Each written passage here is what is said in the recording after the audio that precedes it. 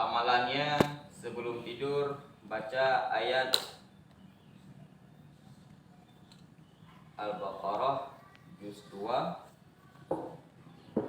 halaman 25 paling di atas. Inna fi khalqis samawati wal ardi wa ikhtilafil laili wan nahari wal fulkil lati. Mbak. Kalau mau EQ-nya cepat nangkap, EQ-nya tinggi, kalau ingin mengubah karakter lebih baik, sebelum tidur baca inna fi khalqis samawati wal ardi. Amalan tersebut harus dibarengi dengan tekad kuat yang bulat. Amalan ayat ini harus dibarengi dengan tekad bulat yang kuat. Harus kalian sadari bahwa kekuatan doa ini jauh lebih mengerikan. Kekuatan doa ini jauh lebih ampuh, jauh lebih kuat daripada kekuatan takdir. Ya, punya. Punya buka di video ya. Bere. Sana channel lah lawetnya. Udah le channelnya le puna lagi aku Samsudin tu. Pencari alam gaib kadang hero kasih roro ini hero. Pencari alam gaib. Hero sama wala puna talu orang ji. Talu orang betul orang. Mana? Kekuatan doa lebih ampuh, lebih kuat, lebih mengerikan daripada kekuatan takdir. Mengapa seperti itu? Hanya dengan berdoa, berpedakut doa adalah bentuk bahasa. Jadi gini kata orang, setiap perkataan itu doa, kayak mana? Setiap perkataan doa. Kalau saya bilang mana ada semua perkataan doa? Kalau semua perkataan doa aku bahaya aja. Misalkan saya ajak Salman juga kita ngopi. Ustaz, saya mula sekek saya. Itu kan perkataan. Kalau setiap perkataan doa, maka perkataan tadi juga doa. Kalau Allah kabulkan, berarti setiap ada orang yang ngajak, selalu dia sekek. Ya. Maka bukan semua kalam, bukan semua perkataan itu doa. Tapi bagaimana juga perkataan yang mengandung kehendak. Perkataan yang mengandung kehendak. Maka yang menjadi inti daripada doa adalah keinginan yang ada di dalam, kehendak yang ada di dalam. Seperti halnya saya katakan, yang namanya doa kan yang seruan, pintaan segala macamnya. Jadi misalkan contoh saya bilang sama si Salman, sepertinya ini kalau subuh ini kalau ada kopi-kopi bot telur-telur di wing ini kayak enak. Itu kan perkataan, sebuah pernyataan. Tapi maksud hati saya apa? Maksud hati saya meminta yang seperti itu. Bandingannya adalah doa. Jadi setiap perkataan adalah doa, bukan perkataannya yang dilihat, tapi kehendaknya. Kalau kehendak yang dilihat, terkadang kehendak ini dibalut, terkadang kehendak ini terkadang kehendak yang ada di hati itu dibalik perkataan. Seperti contoh tadi. Ini kalau ada ini enak. Ya, berarti dibalik perkataan ada kehendak. Juga kehendak itu ada di balik sikap. Kehendak ada di balik sikap. Contoh misalkan kalian giat belajar, ini yang menjadi kehendak kalian ingin bisa. Sudah ya. Jadi pada saat dalam hati kita ini connect dengan Allah, harapan penuh kepada Allah. Ya, Mbak, itu yang namanya yang seperti itu namanya wujud. Bedanya wujud takwin kalau bahasa kita. Arti wujud takwin begini. pada saat kita punya kemauan tekad bulat, pada saat kita punya kemauan tekad bulat, kemauan yang kuat segala macamnya, yang kemauan itu langsung connectnya kepada Allah, maka pada saat itu Allah langsung melihat apa yang kita inginkan. Terkadang pada saat kita berdoa, kita ego dalam berdoa. Pada saat kita berdoa, terkadang kita mengungkapkan dengan bahasa yang memang seakan-akan tidak layak. Tapi karena ada kehendak di dalam yang memang langsung kuat, langsung connect dengan Allah, maka Allah melihat isi dalamnya, bukan melihat luarnya. Berarti seperti halnya ada contoh, nanti ujung-ujungnya belajar sini nanti. Ada seorang aulia Allah yang dari luarnya beliau kayak gembel. Yang bahkan saat itu dikisahkan beliau itu budak Lamit, hamba saraya. Orangnya kecil, badannya tinggi, kakinya pendek. Orang hitam, perutnya buncit. Gimana kira-kira? Coba bayangkan. Orang pendek, badannya tinggi, kakinya pendek, udah hitam, perutnya buncit. Gimana dibayangkan tuan? Horor dibayang. Horor di. Ya. Apa yang terjadi? Pada suatu hari ada suatu negeri yang memang negeri itu sedang dilanda kemarau yang panjang. Semua ulama, semua rakyat, bahkan termasuk sahabat Nabi yaitu Anas bin Malik, mengadakan solat istisqa. Anas bin Malik bin Dinar Malik bin Dinar. Mereka semua mengadakan solat istisqa, solat meminta hujan. Ulama, usaha ulamanya. Waktu solat istisqa berdoa, rupanya ada perubahan, nggak ada hujan. Besok buat lagi. Hari yang kedua, nggak ada perubahan. Hari yang ketiga buat lagi, nggak ada perubahan. Ya, jadi sehingga orang saat itu mulai putus asa. Oleh Malik bin Dinar nggak langsung pulang ke rumah, tapi iktikaf di masjid. Pada suatu malam, datanglah yang pendek tadi, yang pendek badannya tinggi, kakinya pendek, orangnya hitam, perutnya buncit, otak lah waktu itu. Tak kurang biju. Ya mana? Tiba-tiba masuk ke masjid, dilihat oleh Malik bin Dinar tadi. Orang yang horor tadi itu berdoa. Apa doanya? Ya Allah, kalau engkau berikan hujan sedikit kepada mereka, kan enggak kurang hujanmu. Dengan engkau yang memberikan hujan kepada mereka, bukan berarti kekuasaanmu kan bisa mengalir kepada mereka. Tetap kekuasaanmu itu lebih ini. Kenapa pelit kali? Ya, bangka Allah kata kenapa pelit kali. Cuma terang. Di Ali Musiro kata yang udah bukan berita ada minggu. Wajar enggak? Wajar.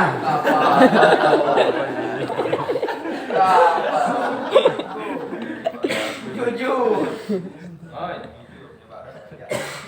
Maklum wajar. Tapi benar jawabannya, wajar.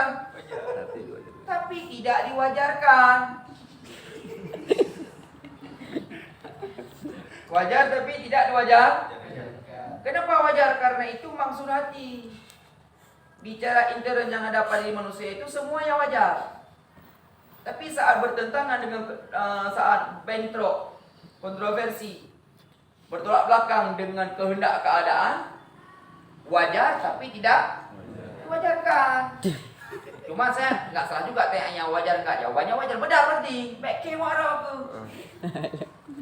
Orang yang nggak bilang wajar mungkin munafik dia ya kan? Jadi dibilang, ya Allah jangan pelit kali, apa engkau pelit kali? Sikit aja hujan pun. Ya benar doa haji. Tidak lama kemudian hujan deras luar biasa hujan deras. Oleh Malik bin Dinar merasa aneh. Kami orang Malik bin Dinar sama ulama-ulama sama rakyat, doanya cukup bagus. Ya, doanya cukup bagus, panjang lagi doanya. nggak dikabulkan. Giliran orang yang horor tadi, bahasa doanya kenapa Allah engkau pelit kali, langsung hujan saat itu. Aneh. Yang nak kalian. Jadi Malik bin Dinar itu terharu. Ada apa? Siapa sih dia? Kau nanya. Nah, waktu hujan besok orang yang pendek tadi keluar terus. Pakai kain sarung, baju enggak pakai banhil eh. Baju hana tu nyopru raya, uri hitam botak along. Gimana jarang? Oh belum enggak bisa bilang. Kakinya pendek sebelah. Yang ni ya tu. Pokoknya panjang sebelah, pendek sebelah kiranya. Serba kekurangan. Jadi oleh Malik bin Dinar ngekorlah ke mana dia pergi. Dibuntuti dari belakang. Rupanya waktu dilihat dari kejauhan, si yang horor itu masuk ke sebuah toko. Karena Malik bin Dinar enggak tahu arahnya kemana, enggak tahu jalannya kemana, diberilah tanda. Karena hujan diambil becek, ditempel di dinding pertokoan, di dinding jalan-jalan, di dinding tembok-tembok supaya tahu nanti besok pergi ke arah yang sama. Besok Malik bin Dinar pulang keesokan harinya mau mencari siapa dia. Karena penasaran.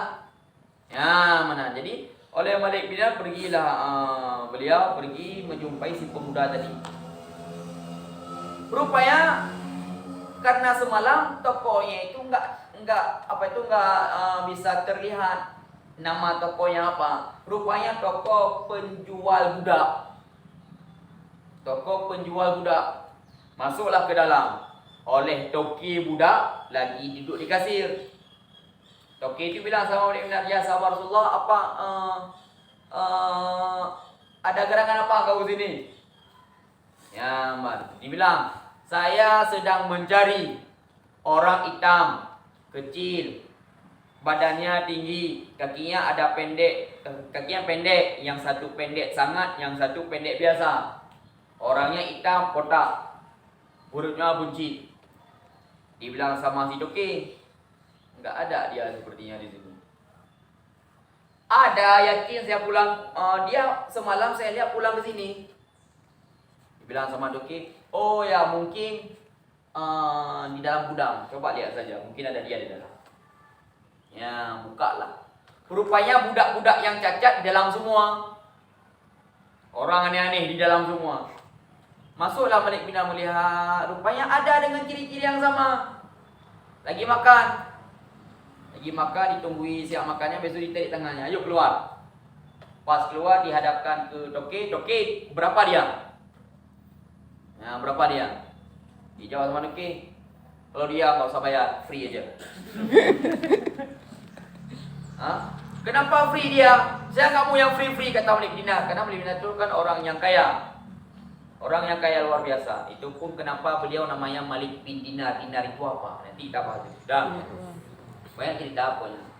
Pokoknya lagi dapat dengar ada min cerita dongeng. Nyo bukan dongeng, nyo pipi no, bukan dongeng. Bukan dongeng ini. Dah. Nah, Mbak. Ada buat yang harus no. Sampai mana tadi dah lupa saya? Berapa? Dibilang sama Toki, "Apa enggak gratis? Enggak bisa pakai dia. Udah cacat, yang pendek, diajak kerja, nggak bisa dia. Orang gendut, malas dia. Ambil aja nggak apa." Ya, mau udah ambil dia. Jadi udah keluar, nggak lama kemudian dibawa ke masjid yang semalam itu.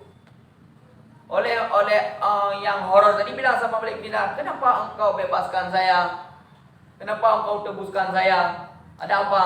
Dijawablah sama Malik bin Dinar, "Engkau kan yang semalam ke masjid ini." Ya, yang ini diam aja. Malik bin Dinar menyambung bahasanya, "Saya salut denganmu. Doanya aneh tapi makbul." Apa yang aneh? Engkau mengatakan Allah itu pelit. Kalau enggak hujan berarti pelit. Kalau maksudnya Allah hujannya deras luar biasa. Emangnya siapa engkau? Ya, Mbak, siapa engkau? Oleh pemuda tersebut tidak menjawab. Dia hanya berdoa, "Ya Allah, rahasia tentangku ada makhlukmu yang tahu.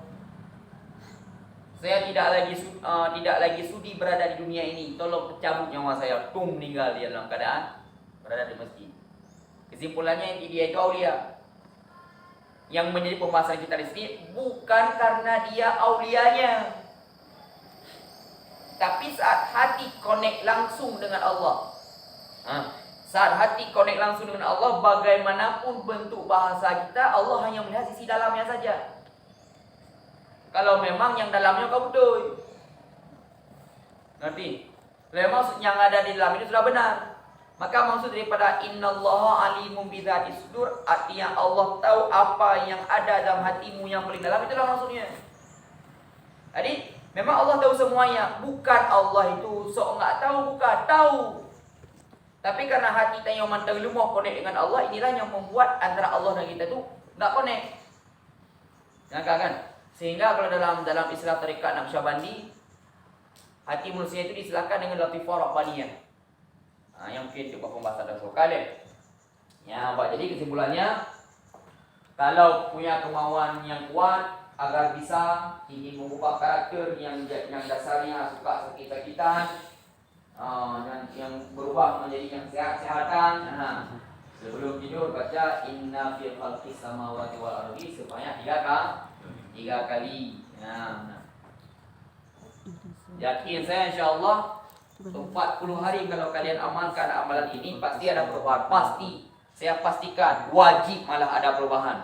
Kalau misalkan ada perubahan, perlu upgrade daripada niat. Bagaimana niat yang sebenarnya dia? Ya. Oke. Sekarang bahasanya dalam ayat itu ada kata-kata watasrifir riyah dan perubahan angin. Watasrifir riyah wa sahabi wa sakhri bainas samai wal ardi. Ada diistilahkan dengan tasrifir riyah, perubahan mata angin, perubahan arah angin. Arah yang ada dari kiri ke kanan, dari kanan ke kiri, dari segala macamnya, artinya masing-masing itu punya arah. Maka pembahasan kita sekarang adalah tentang tasrifnya. Tentang tasrifnya. Yang inti metode tasrif. Metode tasrif pada kata-kata tasrifir riyah diterapkan pada ilmu saraf sebagai bentuk membahasakan sesuatu sesuai dengan apa yang dimaksudkan oleh hati. Karena bicara dengan bahasa umumnya bahasa itu terbagi dua. Ada bahasa nama kalam secara umum. Apakah itu kalam Arab ataupun kalam kita terbagi dua. Ada namanya kalam fasah, ada namanya kalam balaghah. Ada namanya kalam fasahah, ada namanya kalam balaghah. Apa bedanya kalam fasahah sama kalam balaghah? Kalau kalam fasahah, bahasa hanya sesuai dengan maksud hati saja, itu namanya kalam fasahah namanya.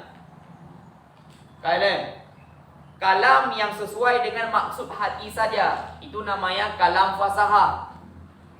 Ya, mana? Maka kepada yang seperti ini jangan salahkan orang kalau misalkan kenyataannya salah.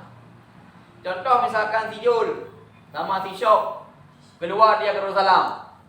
Ya, keluar di Darussalam. Orang banyak berkerumunan di pinggir jalan. Di samping itu ada anak kecil. Ada anak kecil di tangannya ada durian besar. Waktu mereka berdua lewat, tercium aroma durian yang sangat keras. Ya, musim durian ini. Ya, mana kayaknya. Gak langsung tanya ke si pembeli. Gak langsung tanya ke si penjual. Tanyain ke si pembeli berapa duriannya. Murah, 5.000 satu. Orang ni gak lihat durian langsung. Cuma lihat yang ada di tangan anak kecil. Rupanya di tangan anak kecil itu atong. Durian atong besar. Karena enggak dia teliti, pulanglah orang ni keluar ke Syekh Pandai Gulu, buat pengumuman, ada durian murah. Besar. 5.000 satu. Ya, 5.000 satu. Tung pergi semua kita. Dah pergi ke sana, tuang. Berapa bang? 5.000. Mana PBU? Apa juga dibilang sama orang ni besar-besar 5.000. Bang, pulanglah kalian ke Syekh Pandai Gulu. Kalian marahi orang ini berdua, apa kalian katakan mereka berdua bodoh, goblok atau kayak mana? Kira-kira kamu manusia terjujur di sini. Manusia terjujur kamu. Bagaimana bahasa yang keluar saat kamu mengetahui kenyataannya seperti itu? Bodoh. Memang jujur dia beres. Ada untuk diri sendiri ada jujur. Yang benar. Allah. Sama Allah ada jujur. Jujur. Kalau jujur sama Allah, benar dengan solat. Kalau alah, benar tayamnya dah puino ke Malay. Bukan mereka yang bodoh. Orang yang mengatakan mereka bodoh dia goblok. Ini contoh saja, contoh ya, contoh. Mengapa nggak boleh kita katakan mereka bodoh? Karena yang mereka katakan sesuai dengan keyakinannya. Maka nggak boleh kita katakan bodoh. Baru boleh kita katakan kepada mereka bodoh, goblok, tolol, botol segala macamnya. Waktu kita jelaskan, mana ada durian murah, mana ada durian besar-besar murah, kita orang ini iya. Benar yang saya katakan. Artinya waktu kita bawa dalil bahwa mereka itu salah, tetap mereka benarkan. Ya ini yang menjadi mereka bodoh, tolol, botol, goblok pula, brengsek pula, macam-macam pokoknya. Kayak Wahabi yang enggak kena uji dong. Pada dasarnya kepada mereka enggak boleh kita katakan bodoh. Karena mereka mengatakan sesuai keyakinan mereka. Tapi berdasar kita datangkan dalil yang benar mereka enggak terima, nah ini yang menjadi masalah. Sudah, maka mengatakan sesuatu yang sesuai dengan maksud tadi itu namanya kalam fasahah. Sudah, kalam fasahah. Sedangkan kalam balaghah, bahasa, maksud hati, kenyataan, tiga-tiganya benar. Ya, kita mengatakan sesuatu yang sesuai dengan maksud hati dan sesuai dengan kenyataan, itu namanya kalam balaghah namanya. Sudah? Ya, kalam balaghah. Nah, seperti misalkan contoh di Hadi, dia katanya manusia paling jujur. Mau jujur dia. Sudah. Kesemuanya dia mau jujur. Ada orang yang suka sama dia, kalau enggak bilang, kalau enggak suka enggak terus bilang. Enggak perlu dia sakit hati orang enggak mau tahu dia. Nah, kayak sesuai maksud hati. Kenyataannya memang begitu dia. Itu namanya kalam balaghah. Sesuai intinya kalam balaghah. Contoh terserah kalian. Intinya yang namanya kalam balaghah, bahasa, maksud hati dengan kenyataan, kedua-duanya benar. Maka pembahasan yang sekarang pada pembahasan kita, yaitu tentang tasrif, ya, pada saat kita membahasakan sebuah kalam yang sesuai dengan maksud hati. Karena kalau bahasa yang kita keluarkan tidak sesuai dengan maksud hati, bukan dikatakan dengan kedua-duanya. Misalkan kalau saya ngomong, tapi tidak sesuai dengan maksud hati saya, kalam fasahah bukan, kalam balaghah bukan, apa juga namanya? Hanya angin berlalu. Ya, jadi orang-orang yang ngomongnya nggak jelas, kan susah kita tanggapi. Orang ngomongnya susah, orang ngomongnya nggak jelas, dia hukum ngomong juga abang. Suaranya Pak Ego itu bi, kembak Pak Ego bi, kalian. Ya, Pak. Maka sekarang pada saat kita membahasakan sesuatu, apakah itu kalam balaghah, apakah itu kalam fasahah, yang menjadi inti harus sesuai dengan maksud hati. Nah, tanpa kita belajar yang seperti ini, lagi kayak contoh orang yang memang bahasa Acehnya agak sedikit aneh. Kambing masuk ke ini, dia bilang kambing mau punya bahasa Aceh, kambing kagak tamung kuno. Itu orang bahasa Aceh yang tahu. Ada nggak orang seperti itu? Nggak sesuai. Kadang dengan orang yang terhormat bahasanya kayak kaija agaknya. Ada itu mahasiswa kita orang dari luar, nggak saya bilang siapa namanya. Bahasa Aceh bilang Tengku Pak Jamal kaija. Yang seharusnya Pak Jamal sudah kageja. Nyokan kaija. Ngerti? Ana ngerti dijelaskan enggak? Ija kalau bahasa Indonesia apa? Ada bahasa Indonesia datang. Ija, geja, ho pokoknya mana? Maka bahasa Aceh ada bahasa di saat bahasa di muka. Kayak contoh misalkan, siapa yang nggak bisa bahasa Aceh tunjuk tangan? Kamu yang. Kalau bahasa Indonesianya apa? Kalau misalkan itu saya ambil air, saya tuangkan, tumpah, meruah seperti ini, itu bahasa Indonesianya apa? Coba. Kalau bisa jawab dengan jawaban yang mantap, yang masuk di plug, boleh nggak naik lagi subuh 1 minggu. Coba Cik pegah lah. Mana ketupat ni nak? Apa ayat ketupat? Bahan. Apa? Ada tahu? Dewi tahu? Tahu? Air saya tumpahkan, jatuh ke bawah, meruah dia. Apa namanya? Meruah. Bahasa Indonesia. Apa berterak? Sampah berterak. Masa air berterak ada dalam? Berhamburan. Enggak tahu. Wakang ibarat apa? Berhamburan. Wir. Sejak orang lain 3 minggu pakai air bijian apa? Iwan. Berhamburan. Anak kat depan ni berhamburan. Kau Hana. Memang tak ada. Berpecah belah. Tapi bahasa Acehnya ada. Apa bahasa Acehnya? Kemeruah. Mukuprak. Bahasa Acehnya mukuprak tu. Mukuprak. Wah, lainnya mukuprak ya. Kemeruah, tak salah. Kau menera aku racah nak ada apa? Ya, pada.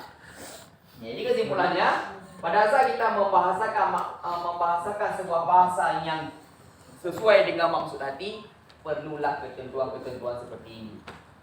Sudah.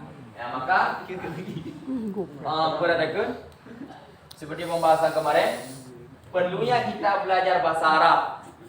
Ya, perlunya kita belajar bahasa Arab. Bagi kalian yang memang belajar bahasa Arab, belajar yang seperti ini hanya untuk mematuhi aturan saja. Berarti pahalanya satu. Pahalanya satu karena aturannya. Ada di antara kalian yang memang belajar seperti ini bukan sebagai aturan saja, tapi memang benar-benar ingin bisa, memang benar-benar kalian itu punya keinginan ingin menelusuri hukum, hikmah di balik setiap tekstualnya ayat dan hadis yang tertulis dengan bahasa Arab.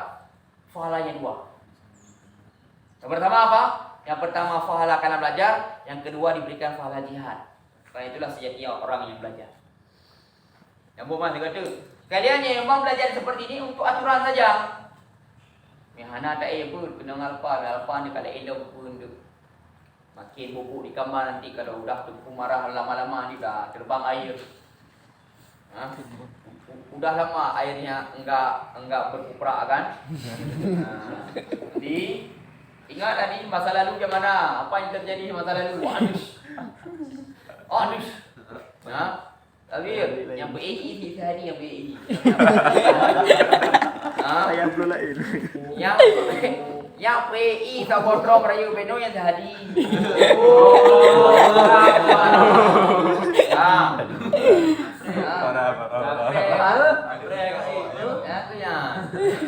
Jadi ingat nostalgia kira-kira juga. Jangan terjadi hal yang sama. Awak rau punya baru-baru. Pegang tak nyawa, pegang punya jangan. Udah airnya berkubrak, tambah lagi embernya tung, dah siapakan Allah lah. Sebab kejadiannya di kegelapan malam. Bukan subuh, malam lagi di lampu rumah gelap. Semua terkejut. Semua terkejut. Buka kejadiannya. Dah.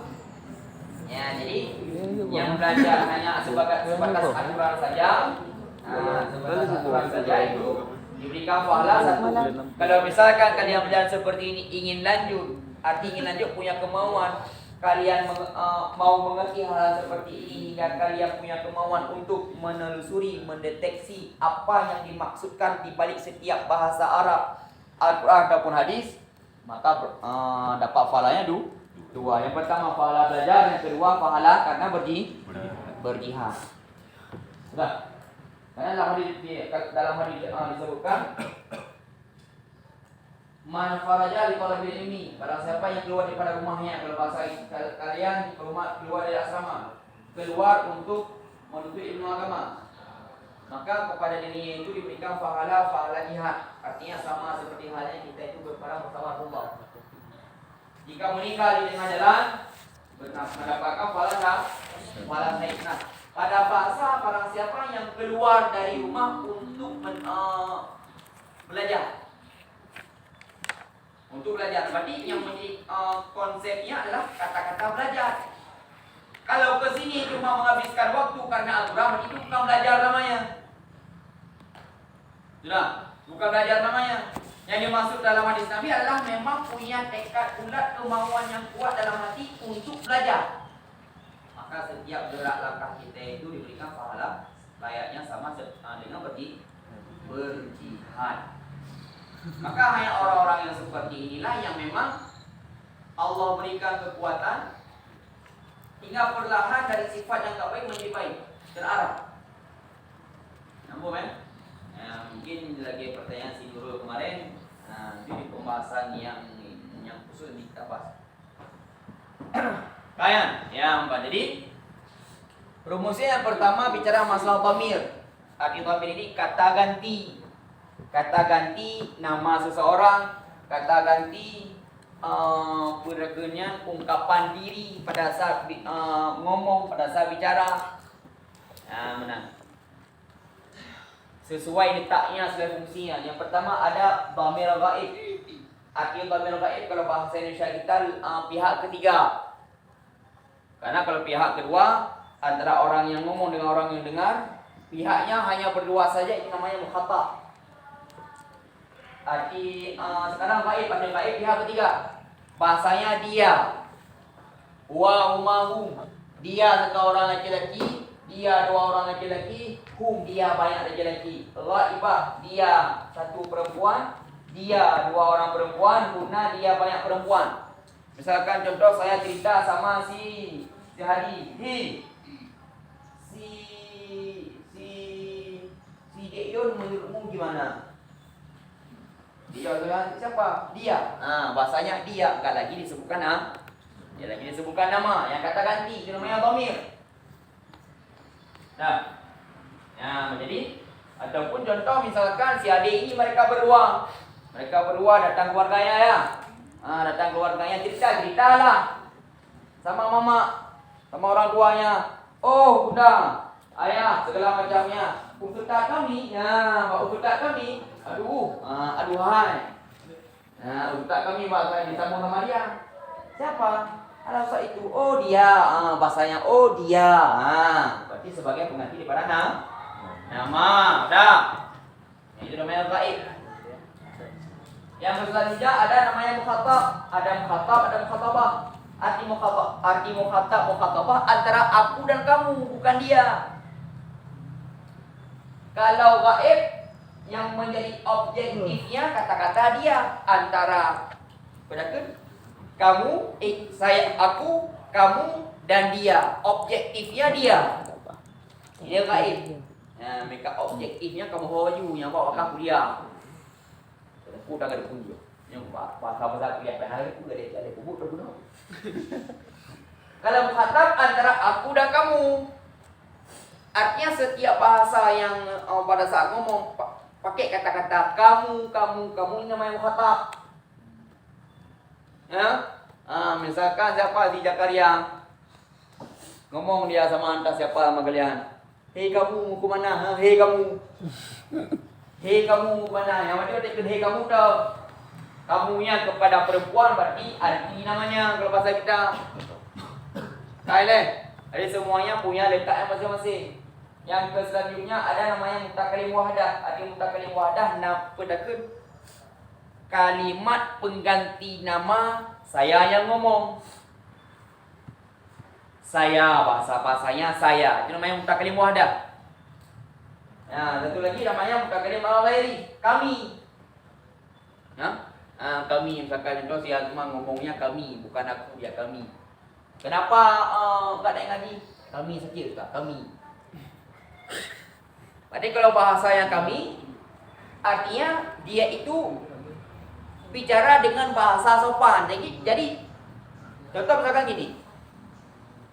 Karena kebanyakan bahasa kami itu dipakai untuk pendampingan, dipakai pada sebuah bahasa perwakilan semua orang. Bagaimana? Misalkan contoh saya kelompok orang ini semua. Saya katakan, kami dari asrama ini, ya bahasanya kami. Artinya saya sebagai perwakilan mereka semua. Kayaknya lumrahnya seperti itu. Tapi ada juga orang yang ngomongnya bukan kata-kata saya, tapi kata-kata kami kayak tadi. Kenapa? Kami sakit. Padahal dia dok. Jadi orang yang dengar jangan salahkan. Apa kami cuma kamu dok? Kalau kami itu banyak. Saya menanya, jangan salahkan. Jangan salahkan bahasanya. Itu termasuk pembahasan tentang kalam fasahah. Bahasa sesuai dengan maksud arti. Sedangkan kenyataannya tidak sesuai. Mengapa kenyataannya tidak sesuai? Karena lumrahnya, kebiasaannya, kata-kata kami dipakai sebagai perwakilan orang banyak. Kampungnya. Ya, Pak, kalau sudah mengerti, subuh ini sampai di sini saja.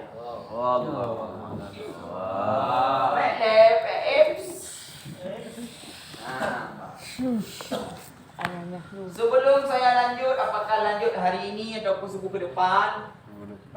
Sebelum saya lanjut, ada pertanyaan? Kalau nggak ada pertanyaan, lanjut lagi.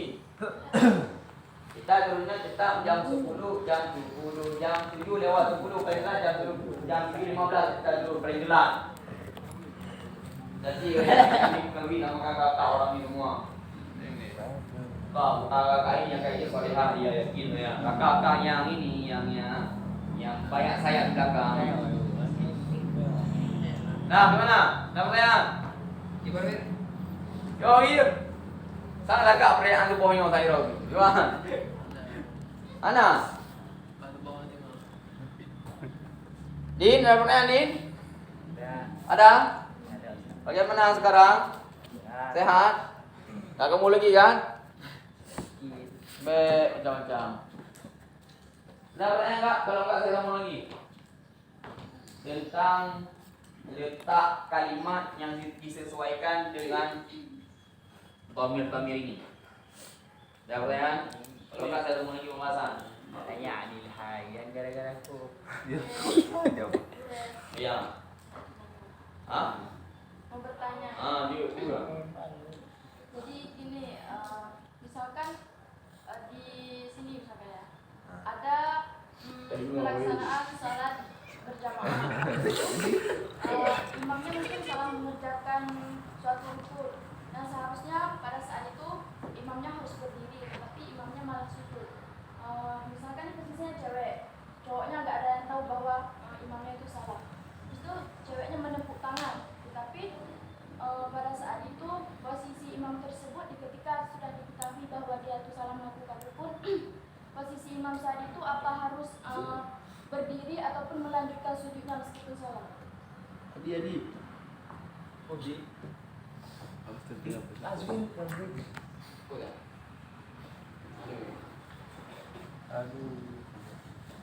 Bang gede, kau bang gede, satu gede.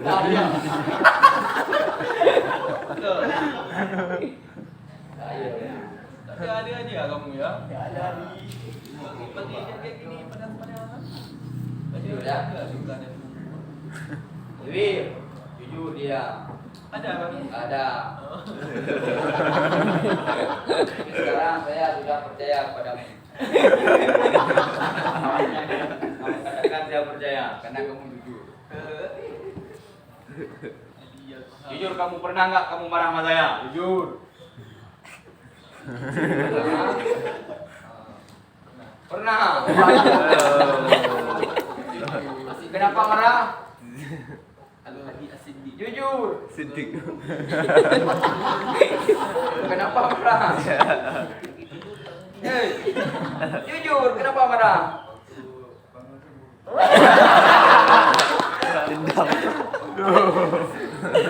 Gimana ya yang terjadi kemarahan itu?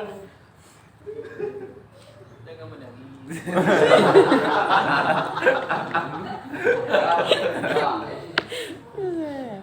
ada namanya ibadah muamalat, termasuk juga munakahan. Ada lagi namanya ibadah. Pada ibadah berlaku ada dua. Yang pertama zon mukallaf dan nafsul amri. Ini nafsul amri.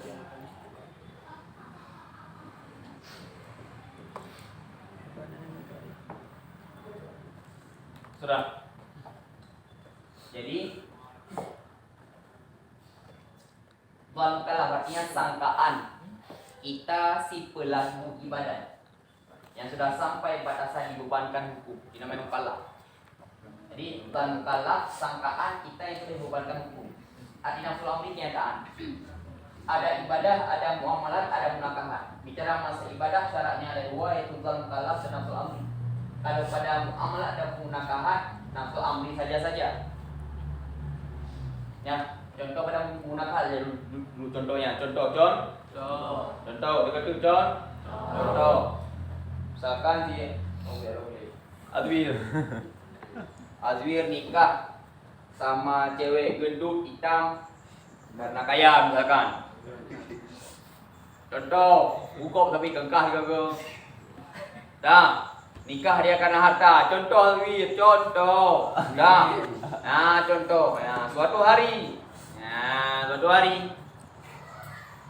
oleh istrinya ada tugas kerja di luar kota, di luar daerah, di luar negara. Sudah. Rupanya tahu kecelakaan pesawat. Alhamdulillah semua harta jadi miliknya. Sudah. Ada rumah, ada segala macam yang diura-ura semua sama dia. Mobil ada di luar semua. Oleh ibu ni. Dijual mobil. Udah lama. Azwir udah nikah lagi. Nah, tidak lama kemudian, entah berselang 8 bulan, pulanglah istrinya. Assalamualaikum. Pas buka, oh pak, oh bang, kenapa kau menduakan aku? Dia jawab, saya pikir kamu udah meninggal. Sadis kan? Sadis. Yang masalahnya sekarang adalah harta istri yang saat dalam sangkaannya. Istri yang sudah meninggal, harta sudah menjadi miliknya. Mobil dijual. Pas pulang istri, maka akad sebelumnya itu batal.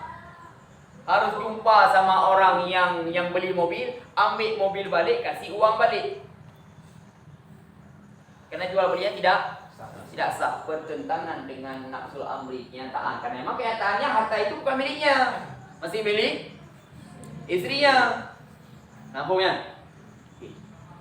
Nah, kalau ibadah ada dua tinjauannya, ada zon mukallaf, ada nafsul amri.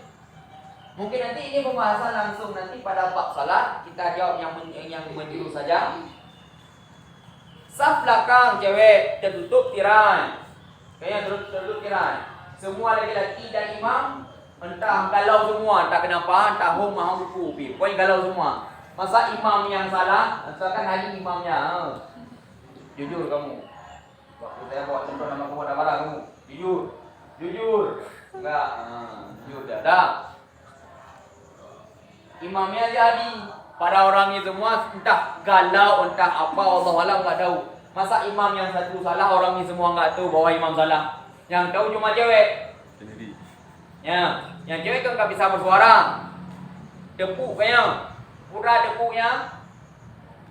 Tepuk tangan. Iwan. Apa ini tepuk kepala? Tepuk. Muka. Gempoh je tau.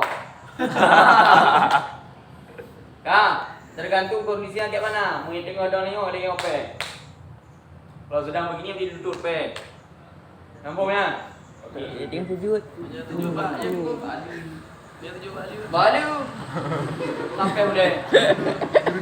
Nah, pertanyaannya sekarang begini, sudah tepuk yang seharusnya tasyahud misalkan tasyahud akhir, tapi imam Berdiri lagi, contoh.